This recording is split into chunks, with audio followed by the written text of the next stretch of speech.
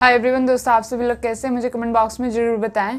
Profit Muhammad peace be upon him ने अपने समय में ही लोगों को मना किया था, नहीं मेरे पैर छुओ, नहीं मेरे आगे हाथ जोड़ो और मेरे बाद नहीं मेरी कोई मूर्ति बनाना। और अगर आज prophet Muhammad peace be upon him की मूर्ति होती तो शायद इस्लामिक फॉलोवर आज अल्लाह पाक को छोड़कर उस मूर्ति के आगे हाथ जोड़ते या उनके पैर छूते, मूर्ति के पैर छूते, या फिर उस मूर्ति से ही अपनी दुआ पूरी करने की उम्मीद करते। इसीलिए आपने सख्ती के साथ मना किया। Prophet Muhammad peace be upon him की मूर्ति या तस्वीर इस दुनिया में इसलिए नहीं है क्योंकि कहीं लोग उन्हें खुदा ना समझ बैठें।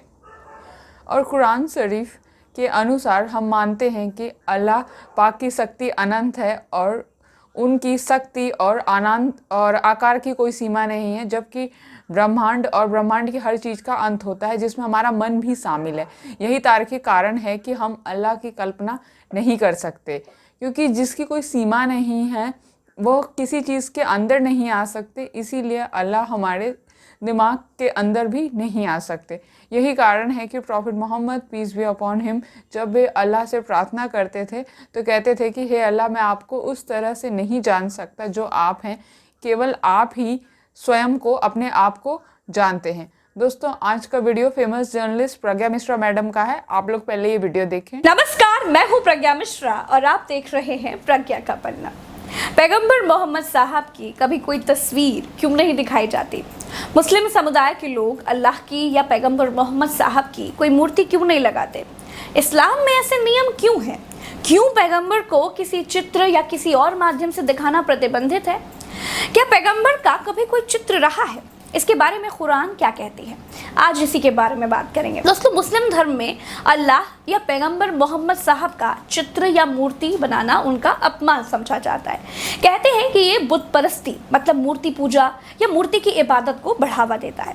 दुनिया के सारे धर्मों में एक सर्वशक्तिमान शक्ति से दुआ मांगी जाती है, प्रार्थना की जाती है, आशीर्वाद मांगा जाता है, लेकिन सबके तरीके अलग अलग हैं। लगभग सारे धर्मों में भगवान के रूप को देखकर उनसे कुछ मांगने का रिवाज है, लेकिन मुस्लिम धर्म में भगवान का मतलब अल्लाह का कोई रूप नहीं है। दोस्तों, कुरान में कुल 114 चैप्टर है, मतलब अध्याय हैं, जिन्हें सूरा कहा जाता है। हर चैप्टर या सूरे के अंदर छोटे छोटे खंड हैं जिन्हें आयत कहा जाता है। ठीक वैसे जैसे गीता में अध्याय होते हैं, श्लोक होते हैं। पूरी कुरान में कुल 6236 आयतें हैं। कुरान के 42वें सूरे की 42 नंबर आयत में कहा गया है कि अल्लाह ही धरती और स्वर्ग को पैदा करने वाला है, उसकी तस्वीर जैसी कोई चीज़ नहीं है।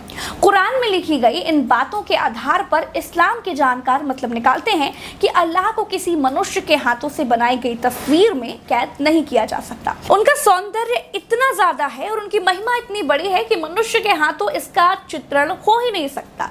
अगर किसी ने ऐसा करने की कोशिश भी की तो इसे अल्लाह का अपमान माना जाएगा। कुरान के चैप्टर या सूरे नंबर 21 की आयत नंबर 52 से 54 में भी मूर्ति पूजा को अब्राहम द्वारा गलत बताया गया है। इस आयत का हवाला देते हुए इस्लाम के जानकार मानते हैं कि तस्वीरें बुत परस्ती यानी मूर्ति पूजा को बढ़ावा दे सकती हैं। दोस्तों, इस्लाम धर्म में हजरत मोहम्मद साहब ने अपने जीवन में जो कहा या किया उसे हदीस कहा जाता है, और हदीस में भी तस्वीरें बनाने से साफ तौर पर मना किया गया है। मोहम्मद साहब के बाद उन्हें लिखा गया था। इस्लामी परंपरा जीवित प्राणियों की, खासकर मनुष्यों की तस्वीर बनाने पर पूरी तरह से पाबंदी लगाता है। यही कारण है कि भारत के ज्यादातर हाजी आज भी मोबाइल से भी फोटो खींचने से परहेज करते हैं, और यही वजह है कि इस्लामी कला ज्यादातर अमूर्त और सजावटी चित्रण की ओर झुकी हुई है।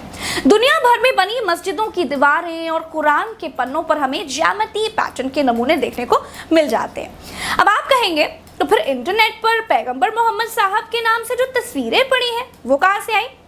दोस्तों, एडिनबरा यूनिवर्सिटी की प्रोफेसर मोना सिद्दीकी मुस्लिम कलाकारों की बनाई मोहम्मद साहब की तस्वीरों के बारे में ये कहती हैं कि ये तस्वीरें मंगोल और ऑटोमन साम्राज्य में बनाई गई थी। इन तस्वीरों में मोहम्मद साहब के चेहरे को बिल्कुल नहीं दिखाया गया है, लेकिन ये साफ है कि ये उन्हीं को दर्शाती हैं। वे कहती हैं कि ये तस्वीरें मोहम्मद साहब के प्रति समर्पण और उनकी ओर प्रेरित होकर के ही बनाई गई थी। ज्यादातर लोगों ने उनकी तस्वीरें उनके प्रति प्रेम और श्रद्धा की वजह से ही बनाई थी। उनका इरादा बुत परस्ती का बिल्कुल भी नहीं था। दोस्तों, मिशिगन यूनिवर्सिटी में इस्लामी कला की प्रोफेसर क्रिस्टियन ग्रूबर के मुताबिक मोहम्मद साहब की काफ़ी तस्वीरें 14वीं सदी की हैं और उस वक्त उन तस्वीरों को निजी तौर पर देखा जा सकता था ताकि बुत परस्ती को बढ़ावा ना मिले।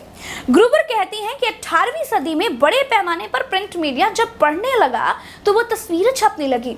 मुस्लिम धर्म के लोगों ने इसका विरोध किया।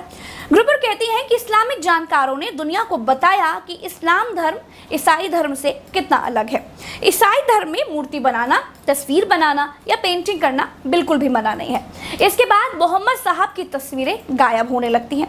उनके चित्र या आकृति गढ़ने के खिलाफ एक नई बहस छिड़ गई। लेकिन ज्यादातर मुस्लिम शोधकर्ता और विद्वान कहते हैं कि शास्त्रीय विद्वानों ने हमेशा से ही मोहम्मद साहब या अल्लाह या दूसरे पैगंबरों की आकृति या किसी भी प्रकार के चित्रण का हमेशा विरोध किया है। दोस्तों, इस्लाम धर्म में मूर्ति पूजा नहीं होती है। हिंदू धर्म में भी साकार ब्रह्म और निराकार ब्रह्म के दो मत हैं। साकार के उपासक मूर्ति पूजा करते हैं और निराकार मूर्ति पूजा नहीं करते। तो दोस्तों, अगर भारत में कोई पैगंबर मोहम्मद साहब की कोई तस्वीर बनाता है, किसी तस्वीर को पैगंबर मोहम्मद की तस्वीर बताता है, तो भारतीय कानून क्या कहता है? दोस्तों, भारत में सभी धर्म के लोगों को धार्मिक स्वतंत्रता है। सभी धर्म के लोग अपने धर्म को अपनी सभ्यता के मुताबिक मान सकते हैं। भारतीय कानून में मोहम्मद साहब की आकृति या तस्वीर बनाने के बारे में कोई अलग से जिक्र नहीं है।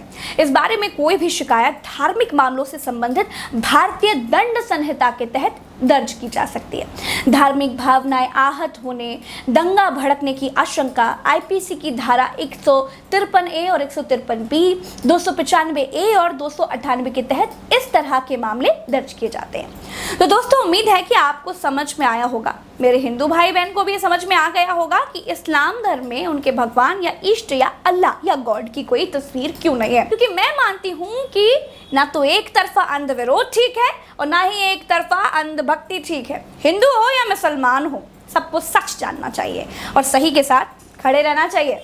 नमस्कार मैम, आपने जिस शानदार तरीके से इस्लाम धर्म में अल्लाह और रसूल की तस्वीरें क्यों नहीं बनाई जाती का वर्णन किया है, काबिल तारीफ है। आपकी इस प्रयास का तहे दिल से शुक्रिया जाहिर।